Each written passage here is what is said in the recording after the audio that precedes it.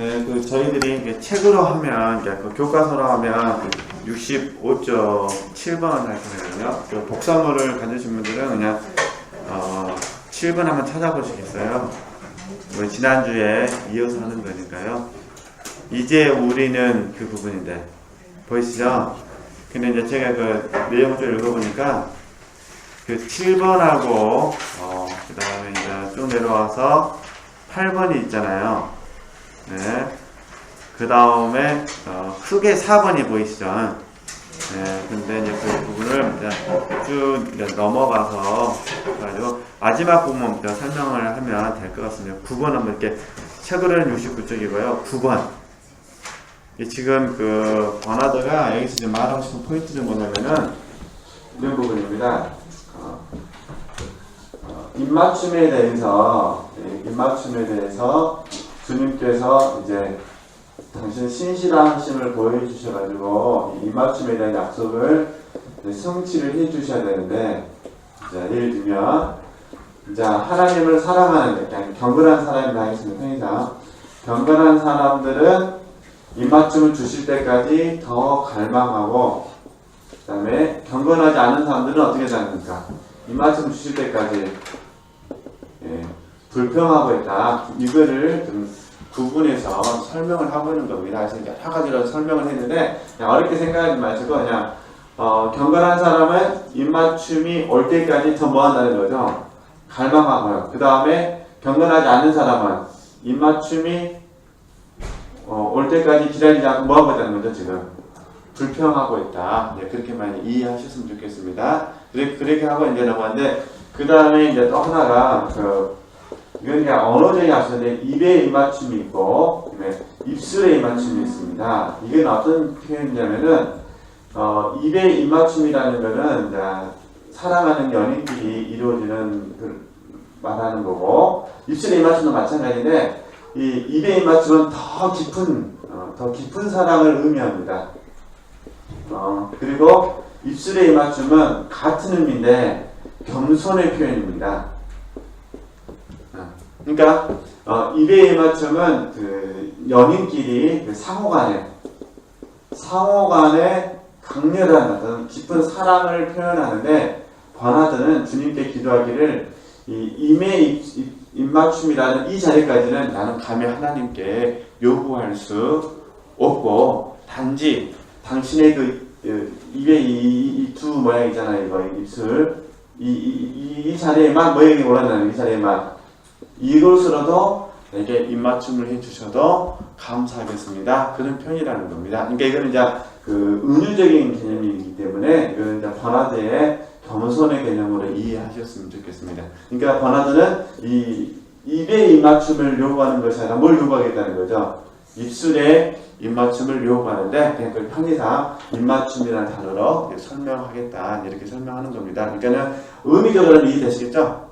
그러니까 주님께서 너무너무 거룩하신 그 주님에게 감히 내가 어떻게 당신의 깊은 사랑의 키스를 요구할 수가 있겠느냐. 그것보다는 입술의 이 양 모양이잖아요. 이 입술로 맞춰주는 이런 부분에 대해서 내가 주님께 요구할 수밖에 없다. 겸손의 표현이라는 거 이렇게 이해하셨으면 좋겠고요. 그래서 이제 69쪽 이제 9번, 책으로는 9번인데요. 복선을 가지신 분들은 마지막 부분입니다. 읽으면 좀 이해가 되십니까? 정리를 해보도록 하겠습니다. 이제 지금까지 언급한 요점들을 간단히 요약하고서 이 설교를 마치려 합니다. 이 거룩한 입맞춤은 다음과 같은 두 가지 이유 때문에 세상에 주어진 것처럼 보일 것입니다. 첫 번째가 뭐냐면, 그것이 없으면, 입맞춤이 없으면 동요하는 사람들의 믿음이 뭐해지거나 튼튼해지지 못했거나 열렬한 사람들의 열망을 충족시켜 주지 못했을 것입니다. 그러니까 입맞춤이 와야만 경건한 사람들에 있는 갈망을 충족시켜 주고, 불평하는 사람들에게는 이 불편한 부분을 믿음으로 해결해 줄 수 있다는 겁니다. 이야기는 우리가 불평하는 쪽이 아니라 뭐가 됐으면 좋겠습니까? 갈망하는 쪽이 됐으면 좋겠죠? 네. 게다가 이 입맞춤은 예수 그리스도다 그 말입니다. 하나님과 사람 사이의 중보자이신 예수 그리스도이시며, 지금 번역이 좀 약간 잘못됐는데요. 아버지와, 그분은 누구시냐? 아버지와 성령과 함께 영원히 다스리실 하나님이시다. 이 말은 입맞춤의 주체는 예수 그리스도이시다. 그리고 이걸 우리에게 적용하면은 말씀이시다. 그 말입니다. 그러니까 결국 입맞춤의 본질적인 그 포인트는 뭐냐면은 말씀으로 하나 되는 겁니다.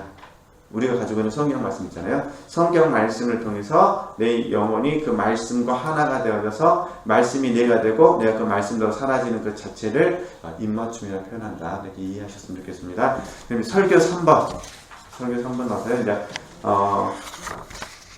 설교 3번을 이제 보게 되면은 훨씬 이제 쉬워지기 때문에 이야기하도록 하겠습니다. 지금까지 공부했던 부분들은 이제 뭐 모르셔도 이렇게 상관없습니다. 이제 뭐만 하시면 되니까 이제 입맞춤만 하시면 되니까요.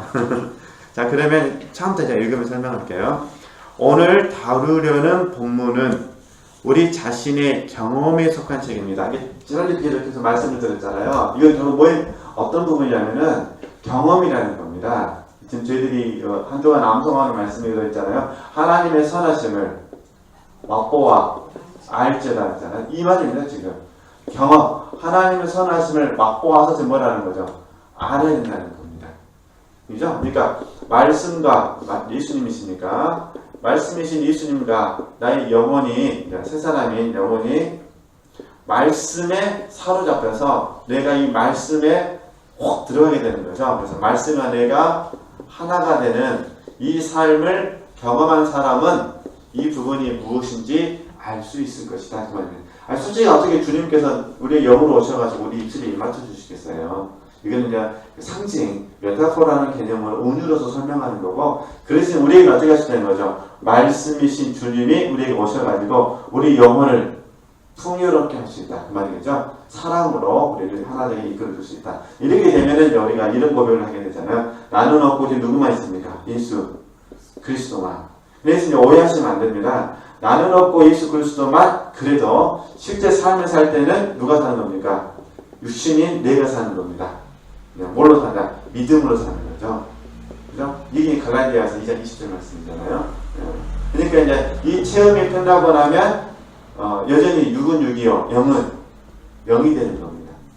그러니까 이제 우리 이 좁은 길을 걸어가는 사람들이 탄식하는 게 뭐냐면 어떻게 육이 육이 될 수가 있을까? 이 체험이 끝나고. 이게 근데 바울의 말이 맞잖아요. 내가 몸 안에 거하는 주와 따로 거하는 줄 안다고 그러잖아요. 이런 부분에 있어서 이제 우리 영성하신 분들이 이제 딜레마에 빠지게 되는 거죠. 이런 쪽으로 하나가 되어져서 언제 영으로만 살아야 되는데 실제 삶을 살 때는 영으로 살 때도 있고 육으로 살 때도 있고 그게 고민이 되는데 그런 이제 반복된 그 훈련을 통해서 점점 영으로 삶을 살게 되는 거니까요. 이렇게 좀 이해를 좀 하시고 넓은 마음으로 서로를 받으셨으면 좋겠습니다. 이제 오늘 다루려는 본문은 우리 자신의 경험에 속한 책입니다. 그러므로 우리의 내면에 관심을 기울이며 우리 마음입니다. 우리 마음에 관심을 기울이며 이제부터 내가 논하려는 것들에 대한 각기 자신의 특별한 각성 상태에 주목해야 합니다.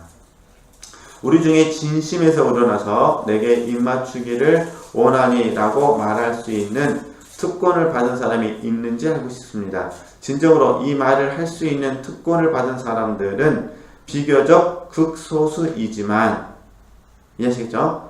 한 번이라도 그리스도에게서 이 신비한 입맞춤을 받은 사람은 그 친밀한 경험이 자주 반복되기를 기대하며 뭐한다는 거죠? 추구합니다. 이게 원리는 똑같은 것 같아요. 뭐냐면 생명이 생명을 낳고 아시죠? 그 다음에 부정적으로는 육신이 육신을 낳듯이 추구가 또 다른 추구를 낳는 것 같습니다. 원리가 그랬던 것 같아요. 그러니까 저 여러분이 다시 이제 여기서 또 오해하셔가지고 또 하시는 게 뭐냐면 여기 보면 있잖아요. 이 말을 할 수 있는 특권을 받은 사람들은 이건 오해하시면 안 되는 거냐면은 이거는 이제 우리식 훈련을 설명하면 이런 거죠. 내 영혼이 생명 단계를 경험함으로 말미암아, 그렇죠? 생명 단계를 경험함으로 말미암아 내가 아니라 예수 그리스도라고 말할 수 있는 사람이라면 그 말입니다. 즉 번화들은 엄격하게 뭘 구분하냐면은 본능 단계에 있는 사람이 조금에 나오는데요. 본능단계에 있는 사람이 바로 상명단계로 가려고 하는 이 자체가 무리하다라고 말합니다. 이 자체가 경솔하다고 말합니다. 반드시 뭐가 있다는 거죠? 성장하는 과정이 있어요. 아주 우리 인간관계도 이렇게 생각하시면 돼요. 이제 막 태어난 자녀를 낳은 엄마가 7명 나가 키는 엄마를 가르치려고 해요. 말 됩니까? 안 됩니까? 물론 말은 되죠. 말은 되는데 내면의 마음의 자세가 뭐하다는 거예요? 마음의 자세가 무례하고 경솔하다는 거죠. 그러잖아요. 우리가 뭐 드라마 같은 데 보면 그러잖아요. 며느리가 시아버지 가르치려고 할 때 말은 옳지만 시아버지가 마음에 듭니까? 됩니까? 안 들죠. 솔직히 엄격하게 우리 성도님들 중에서 굉장히 강하신 분들이 저를 보면서 얼마든지 비난할 수 있습니다. 영성한 목사가 그 모양이냐고 얼마든지 말할 수가 있어요. 근데 말은 맞죠. 말은 맞는데 동기가 잘못된 거죠. 이런 경우를 이제 뭐라고 말하는 거죠? 무례라고 하는 거죠. 그러잖아요. 뭐 어느 분이 저한테 얼마든지 비난할 수 있다는 겁니까? 당신은 정말 강의할 때 그리스도의 심정으로 강의하려고 그따위로 강의를 해가지고 그게 영혼들이 살아나려고 얼마든지 말할 수 있다는 거예요. 말은 다 옳죠. 말은. 그러나 말하는 동기는 뭐라는 거죠? 무례하다는 겁니다. 그러니까 입맞춤에 대해서 어느 누구나 다 말을 할 수는 있어요. 버나드처럼. 그러나 문제는 뭐냐면은 이거는 그 경험이기 때문에 그 경험의 과정을 이해하지 못한 상태에서 말을 한다는 것은 문제가 있다는 거죠. 저도 이런 부분에 있어서 제가 버나드가 말하고 싶은 특권이라는 개념을 마치 우월의식 이런 개념을 생각하지 이렇게 마시라는 겁니다. 그래서 버나드는 철저하게 뭘 말하냐면은 우리가 입술의 입맞춤을 추구할 정도 되려면은 반드시 과정에 충실해야 된다. 그 과정에 충실하지 않으면서 바로 입맞춤을 가려고 하는 것은 불경스러운 행위다라고 말하는 겁니다. 한번 보면서 다시 이렇게 설명하겠습니다. 네, 그 다음에 그 다음 주에 보면요. 책으로는 72쪽입니다. 네. 그것이 어떤 것인지는 입맞춤입니다. 그것이 어떤 것인지는 직접 경험해 본 사람만이 알 수 있다고 생각합니다. 왜냐하면 이 버나드식 해석입니다. 그것은 감추었던 만나인데 이 예수님이시잖아요. 먹어본 사람은 더 먹고 싶어집니다. 그것을 경험한 사람의 주의 구원의 즐거움을 내게 회복시켜 주시고라는 간절한 요청에 귀를 기울이십시오. 그러나 그것이 초자연적인 삶의 기쁨을 수반하기 때문에 우리시로 설명하면은 주 안에서의 기쁨입니다. 영적 기쁨. 이시죠? 우리 우리시로 설명하면 초자연적을 너무 어렵게 생각하지 마시고요. 초자연적이라는 말은 성령 안에서 기뻐하는 겁니다. 성령 안에서 기뻐하는 거니까 우리시로 말하면 주 안에서의 기쁨이죠. 주 안에서의 뭐가 있다는 겁니까? 환상을 보고 기뻐하는 것이 아니라 내 안에 계신 주의 말씀이 깨달아져서 기뻐하는 거예요. 그래서 절대 오해하시면 안 됩니다. 그러나 그것이 초자연적인 삶의 기쁨을 수반하기 때문에 내 영혼처럼 죄를 중히 지고, 이제 겸손한 표현인데요. 죄를 중히 지고 여러 가지 욕심에 끌리며 영적 즐거움에 대해 전혀 알지 못하는 영혼은 감히 그것을 뭐 하잖아요? 요구하지 못할 것이라는 거죠. 그러니까 바로 입술의 입맞춤을 요구할 수 없다는 것입니다. 자신의 부적절함을 경험한 사람은 말입니다. 그런 사람들에게 알맞은 구원의 길이 있다는 것을 지적하고 싶습니다. 그들은 경솔하게 매우 온화한 신랑의 입술을 사모하지 말고, 지금 저 혼자 다 말씀드린 거예요. 나와 함께 매우 엄하신 주님 앞에 뭐 하라는 거죠? 엎드려야 된다는 거예요. 그죠? 그게 뭐냐? 회개라는 말입니다. 회개. 이걸 저희들이 정화라고 부릅니다. 또 같은 의미에서 초탈이라고 부릅니다. 자, 신비가들 작품에서는. 그러니까 먼저 입술의 입맞춤을 요구하지 말고 먼저 뭘 하는 거죠? 회개하라는 거예요. 근데 유대인들이 하는 회개는 그 땅에 엎드리는 거예요. 그러니까 이해하시죠? 그러니까 그래서 무릎을 꿇고 땅에 엎드리는 거죠. 주님 앞에 땅에 엎드리면 뭐가 먼저 보이겠습니까? 그분의 발이 보이는 거잖아요. 그래서 발에 입맞춤이 되는 거예요. 이미지가. 그러니까 처음부터 그분에게, 주님에게 가서 사랑을 요구할 때 입술의 사랑을 요구하지 말고 먼저 뭐라는 거죠? 땅에 엎드려서 회개하라는 거죠. 회개하면 주의 뭐가 보신다는 거죠? 발이 보인다. 그래서 이걸 이미지를 머리에 들죠. 발에 입맞춤이라고 불러본 겁니다. 정확히 뭐 이해하시죠? 물론 이건 이제 어디서 나타나냐면은 누가복음 7장에 있는 이야기입니다. 죄 많은 여인이 어떻게 합니까? 발에 입맞추죠? 그러잖아요. 그게 있잖아요. 그래서 그냥 무조건 나온 것이 아니라 누가복음 7장에 있는 말씀이 지금 이걸 이야기하는 거잖아요. 그죠? 그래서 이걸 이해하시고 들으시면 됩니다. 그 다음에 이제 두려워하던 세리처럼 누가복음의 말씀이잖아요. 하늘을 쳐다보지 말고 시선을 땅에 두어야 합니다. 어둠에만 익숙해져 있던 사람의 눈은 영적 세상의 밝음 앞에서 눈이 부시고 광채에 압도될 것이며 비할 데 없는 광야에 격퇴되어 전보다 더 짙은 어둠에 둘러싸일 것입니다. 죄를 의식하고 있는 우리는 보이시죠? 죄인이 죄를 내려놓고 거룩한 옷을 입는 곳을 무가치하고 비열한 곳으로 여기지 말아야 합니다. 그곳에서는 깨끗해져서 피부색이 밝게 변한 에디오피아 사람이 자신을 비방하는 사람들에게 예루살렘 딸들아 내가 비록 거무나 아름다우니 라고 대꾸할 수 있습니다. 이게 술람미 얘기이지 않습니까? 여기서 다시 이제 우리가 이미 다 배웠던 거 정리만 하면은 회개를 하면 반드시 죄의식이 있다는 말은 무슨 말이냐면은 죄를 깨닫게 된다는 것입니다. 죄를 깨달은. 이 죄를 깨달으면서 뭐가 되냐면은 죄인의 의식이 생깁니다.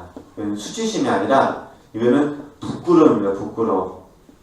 그죠? 이거는 오해하시면 안 됩니다. 우리는 수치심, 사단이 넣어주는 수치심, 죄책감을 말하는 것이 아니라 하나님께서 깨닫게 해주시는, 성령께서 깨닫게 해주시는 깨달음의 문제입니다. 이게 이제 성경에서 굳이 더 예를 찾는다면 탕자의 깨달음. 탕자가 깨달을 때 수치심이 있었습니까? 없었습니까? 없었습니다. 부끄러웠습니다. 그죠? 부끄러우니까 얼른 아버지 앞에 소망을 가지고 뭐 하는 거죠? 가는 겁니다. 그러니까 사단이 넣어주는 것과 성령이 넣어주는 것은 큰 결과는 또 차이는 뭐냐면 하나님께 더 가까이 가느냐, 하나님께 더 가까이 가지 않느냐의 문제입니다. 이해하시죠? 이게 지금 버나드가 천장에 말하고 싶은 거냐면은 사단에 의한 수치심이 아니라 성령에 의해서 깨닫는 사람은 주님의 발 앞에 엎드려가지고 정화, 자신의 죄를 주님께 용서를 구한다 그 말입니다. 이해하시죠? 그러니까 긍정적으로는 탕자처럼 부끄럽지만 소망이 있는 거죠. 그분은 나를 받아주신다. 우리는 이제 지금부터 이제 좀 더 생각을 바꾸면요. 그러니까 우리 주님께서 죄를 용서해 주시지만 또 한편으로는 이게 가장 중요한데 죄인이 나를 용납해 주셨다라고 받아야 됩니다. 제 의미를 아시죠? 죄인이 나를 용납해 주신 거예요. 그러니까 탕자가 그러잖아요. 나는 나를 품꾼의 하나로 여겨주시죠. 그러니까 아버지는 품꾼의 하나로 받아주신 게 아니라 뭘 받아줍니까? 아들로 받아주신 겁니다. 이게 내 편에서는 죄인이지만 하나님은 나를 뭘로 해주신 거죠? 아들, 의인으로 여겨주신다는 거죠. 이 포인트를 좀 잘 이렇게 이해하시면 됩니다. 지금 여기서 말하는 거. 그러니까 이제 술람미 여인이 잘 아시는 것처럼 비록 검으나 뭐하다는 거죠? 아름답다라고 대답할 수 있다 그 말이죠. 검는다는 것은 죄성의 문제예요. 그죠? 죄인의 문제예요. 그 다음에 아름답다는 것은 아들들. 이제 그걸 말하는 거잖아요. 의인들을 말하는 거니까. 그러니까 우리는 검은 모습도 있고 아름다운 모습이 있다는 겁니다. 근데 우리는 자랑해야 됩니다. 우리의 아름다운 모습을 보고 대꾸할 수 있었으면 좋겠다는 겁니다.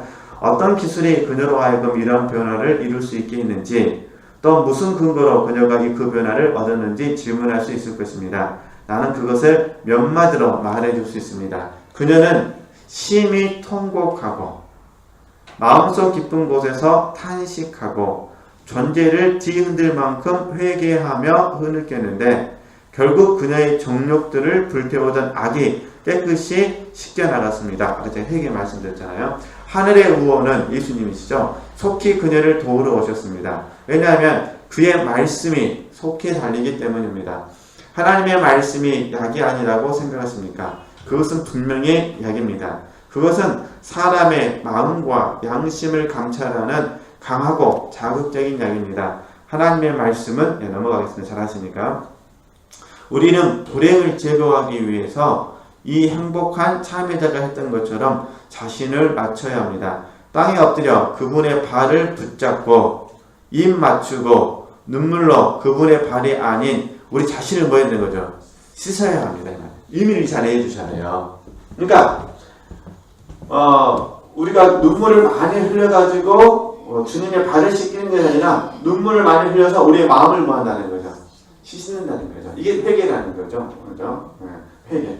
그러니까 이거를 이제 문자적으로 이해하려고 하는 것보다는요, 신앙의 여정 가운데 우리 기독교인이 경험하는 이런 그 체험들을 좀 정리하면 금방 이해할 수 있는 부분이니까요. 그게 어려운 부분 아니니까 이해를 좀 해주셨으면 좋겠습니다.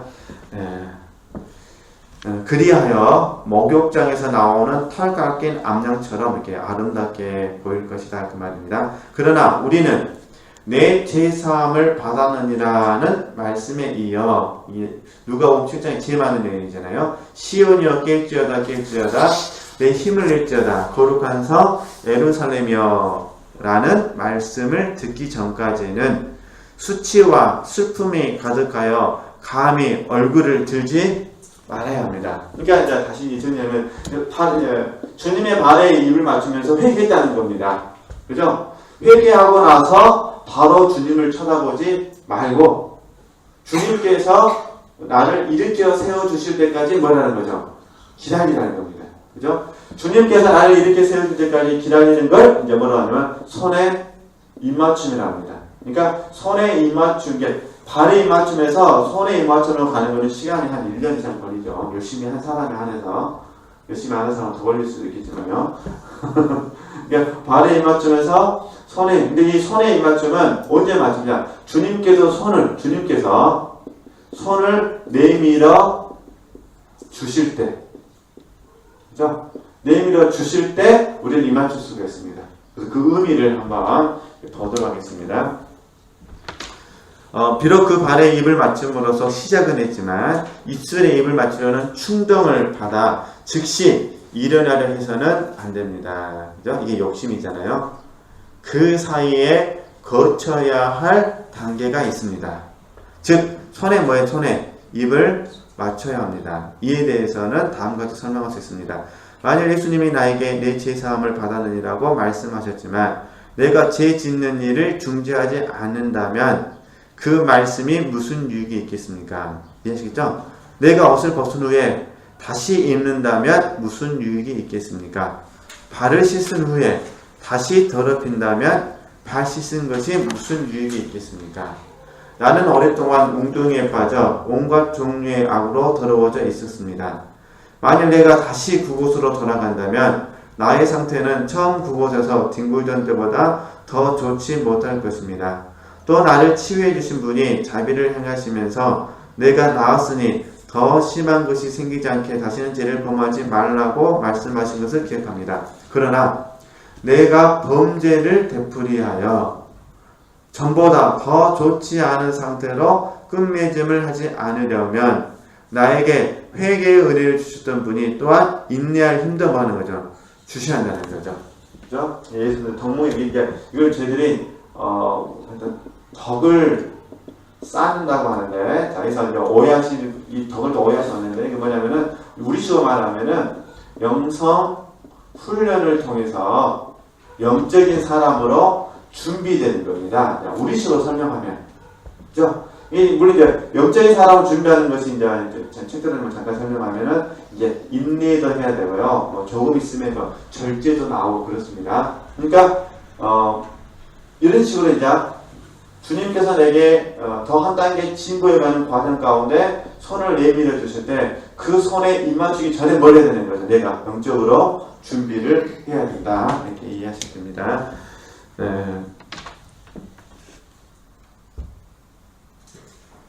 네, 잠깐만요. 네.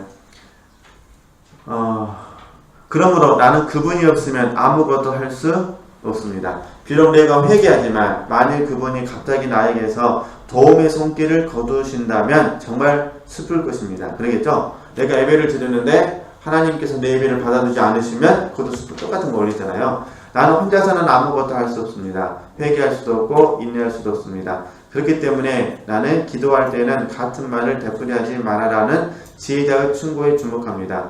좋은 열매를 맺지 않은 나무를 향한 심판자 이업도 나를 두렵게 합니다. 이런 여러 가지 이유 때문에 나는 죄를 회개할 수 있게 해준 첫 은혜에 완전히 만족하지는 못한다고 고백합니다. 이게 첫 번째 은혜가 뭐냐면은 회개에 맞춘 게 발에 맞춤이었잖아요. 그러니까 이걸 이제 우리식으로 말하면 이런 표현입니다. 구원받은 것으로 만족하지 말아야 된다. 그러니까 구원받은 것으로 우리식으로 설명하는 충분해서는 안 된다는 거죠. 지금 우리가 한 게 뭐 훈련하는 이유잖아요. 구원받은 것으로 우리가 충분하다고 얘기하지 말고, 이해하시죠? 우리는 더 구원의 완성을 향하여 달려나가는 거잖아요. 그죠? 여기가 이걸 이해해서 됩니다. 그래서 그 다음 내게 필요한 것이 두 번째 은혜가 있어야 되는데, 그 두 번째 은혜가 있어야만 회개에 합당한 열매를 맺을 것이며 토한 것을 도로먹는 개처럼 되지 않을 것입니다. 여기까지는 뭐 어려운 건 아니죠? 그냥 이렇게 늘 자주 들었던 부분이니까 잘 이해할 수 있으실 것 같습니다. 이제 내가 보다 보기하고 거룩한 상태에 이르기를 원하기 전에 먼저 무엇을 구하여 받아야 할지 알 수 있습니다. 지금 두 번째 얘기하는 겁니다. 나는 갑자기 산 꼭대기에 올라가는 것을 원하는 것이 아니라, 그죠? 단계적으로 전진하기를 원합니다. 회개하는 사람의 겸손은 하나님을 기쁘시게 하지만 죄인의 뻔뻔스러움은 하나님을 뭐 해야죠? 노하시게 만듭니다. 이게 결국 이제 우리 다 아시는 것처럼 겸손의 미덕을 더 키워야 되죠. 그러니까 인내할 뿐만 아니라 뭘 해야 돼요? 겸손을 해야 돼요. 쉽게 말하면 과정에 충실해야 된다는 겁니다. 과정에. 자, 아주 쉽게 이제 우스갯소리로 우리 화요일날 나오신 분들 많이 계시니까 화요일날 우리가 그 이경 목사님 강의를 통해서 자아를 벗어버리고 새 사람으로 전이된다고 들었습니다. 그 말씀을 듣고 나서 집에 가자마자 안 된다고 불평하면 어떻게 되겠습니까? 제 의미 아시죠? 그러니까 끊임없이 날마다 뭐 하는 거죠. 순간순간마다 계속해서 그 말씀을 적용하면서 해보는 겁니다. 그렇게 하다 보면 5번도 되고 6번도 되고 그 다음에 10번도 되고 이게 뭐가 되는 거죠? 이게 사는 것이 거룩한 영적인 훈련이 되어서 습관이 되는 거죠. 거룩한 습관이 되면 그 다음에 뭐가 됐습니까? 삶의 자연스러운 방식이 되는 거죠. 뭐 잘하시나 태어나서 또 다 알고 오신 분 아무도 없으시잖아요. 그렇기 때문에 뭐가 있어야 되는 거죠? 과정에 충실해야 되는데 의외로 많은 분들이 회개를 통해서 구원에 대한 은혜를 받았기 때문에 이 구원이 바로 그 다음날 완성으로 나가는 것처럼 이야기한다는 거예요. 지금 아시겠죠? 그러니까 이게 저 자신을 보면서도 느끼는 그런 부분은 참 이 과정에 충실한다는 것이 너무 어렵다는 거죠. 그러니까 다시 이런 번화들의 얘기를 좀 그런 의도에서 이야기하는 겁니다. 그러니까는 너무 어렵게 생각하지 마시고요.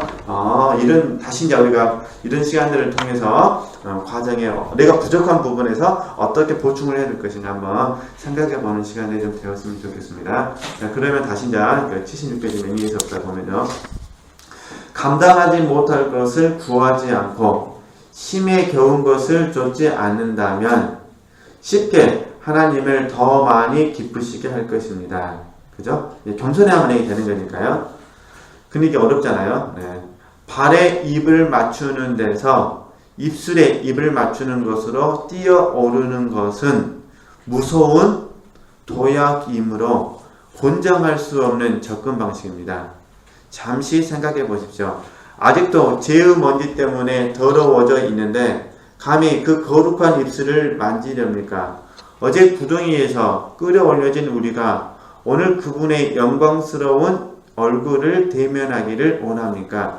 그럴 수 없습니다. 그렇게 되려면 그분의 손이 우리를 안내해 주어야 합니다. 그래서 손이 나오는 거예요. 이해하시죠? 그분의 손은 먼저 더러운 것을 깨끗이 제거한 후에 우리를 일으켜야 합니다. 어떻게 일으키십니까? 우리에게 갈망하려는 은혜를 주심으로써 일으켜 주시는, 이게 추구의 마음이죠. 더 지금보다 더 성장하고 싶어하는 마음을 주시는 겁니다. 이것이 어떤 일인지 궁금하실 것입니다. 나는 그것이 절제의 아름다움과 회개에 합당한 열매, 즉 의인의 뭐라는 거죠.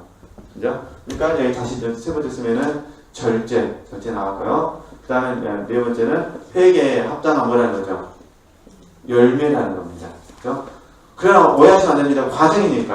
과정이니까 완성됐다는 것이 아니라 과정이니까 이제 조금씩 내가 변해 간다는 거죠.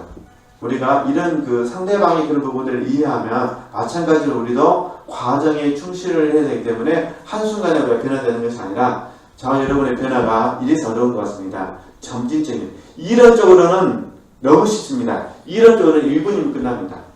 윗사람을 벗어버리고 마음을 새롭게 해서 새 사람을 던지면 되니까. 근데 실제적으로는 어떤 실제적으로 잘 안 되잖아요. 그래서 이게 점진적이라는 부분들을 잘 이해해 주셨으면 좋겠습니다. 네.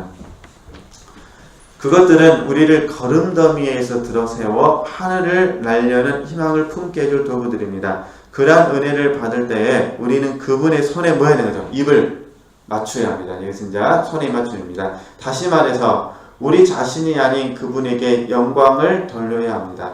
우선 그분이 우리 죄를 사해 주셨기 때문에, 두 번째로는 우리를 덕으로 치장해 주셨기 때문에 그분께 영광을 돌려야 합니다. 만일 그렇지 않으면 내게 있는 것 중에 받지 아니한 것이 무엇이냐? 내가 받았은즉 어찌하여 받지 아니한 것 같이 자랑하느냐라는 책망을 받을 것입니다. 자, 예를 들어서 우리가 기본 과정으로 예를 든다면요, 우리 저희들이 3년 과정을 하다가 지금 2년 과정을 줄여들었잖아요. 실질적으로 제가 경험적으로 봤을 때 4년에서 한 5년 걸리는 것 같습니다. 그 생명 단계에 100% 들어가기까지는. 근데 어찌됐든 그러면 이제 1년부터 시작해서 5년까지라고 기준을 쳤을 때, 지금 두 번째는 보통 3년에서 4년 정도의 그 과정에 있는 사람들에게 해당하는 부분입니다. 좀 더 빠르신 분들은 2년에서 4년 정도 그 과정에서 있는 거죠. 이걸 조명이라고 그러거든요. 조명. 이게 지금 손의 입맞춤은 조명입니다. 조명. 그리고 이제 나머지 부분에서 4년에서 5년 차가 이제 입술의 입맞춤이 무엇인지를 이제 경험하는 거죠. 그 다음부터는 어떻게 되느냐? 그 다음부터는 이제 모든 것을 경험했으니까 다시 시작하면 처음부터 이미 경험을 했으니까 더 강한 충동이 있지 않겠습니까? 그런데 날마다 입술로 가면 참 좋은데, 우리가 어떤 부분은 입술로 가기도 하는데요, 어떤 부분은 다시 흐르듯이 시작하는 거죠. 발에서, 그 다음에 손에서, 입술로. 어떨 때는 입술에서, 어떨 때는 손에서, 어떨 때는 발에서 이렇게 되는 겁니다. 우리 영이 그러는 것이 아니라 우리 육신, 우리 생각과 마음이 그렇습니다. 저도 이런 부분이 너무 힘든 부분이 이런 부분이에요. 어떤 부분에 있어서는 생각과 마음이 금방 입술로 가는데 주님만 있으면 충분한데, 어떤 경우에는 손에도 못 가고요. 근데 발에만 있을 때가 있어요. 생각과 마음속에. 저도 제 마음속에 갈등이 있으니까. 그러나 이제 옛날과 다르게 몇 개월씩 간다든가 몇 년씩 간다는 게 아니라 그 순간순간 이런 부분들이 있다는 것입니다. 3번부터는 다음 주에 하도록 하겠습니다. 3번부터는 해서 최종적으로 정리합니다. 저와 여러분이 이미 훈련을 통해서 입술의 입맞춤이 무엇인지를 경험을 했습니다. 그러나 바라기는 삶의 현장 속에서 날마다 입술로 갔으면 좋겠는데 아직 우리의 생각과 마음까지는 안 돼서 부족해서 때로는 발로 갈 수도 있고 때로는 손으로 갈 수도 있는데, 그럼에도 불구하고 잘 극복해서 입술의 입맞춤을 향하여 추구하는 저와 여러분이 됐으면 좋겠다 해서 말씀드린 거니까 이해해 주셨으면 좋겠습니다. 네, 하나님께 영광 돌리겠습니다.